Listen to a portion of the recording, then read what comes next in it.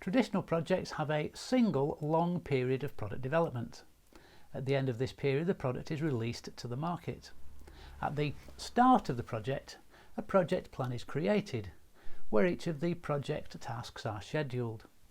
The status of these tasks are periodically revised and relayed to the team.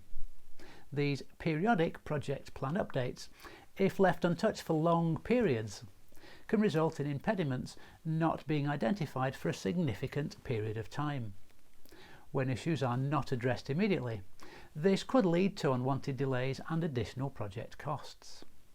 In addition to the costs affecting the company financially, the project team is demoralised and conflicts between team members can surface. Scrum's daily stand-up meetings can answer this lack of communication. Every day, team members come together for this time-boxed meeting to go through their accomplishments from the previous day, what they expect to carry out in the present day, and any other challenges they might encounter. With these physical interactions of the entire team, information can be easily communicated among members.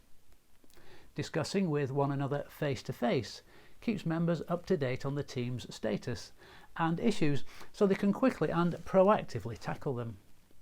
During the daily stand-up meetings, the Scrum team also puts updates on the Scrum board.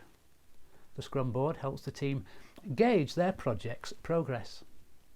Aside from the Scrum board, the team can also see their progress using the burn down chart, which encapsulates project risks.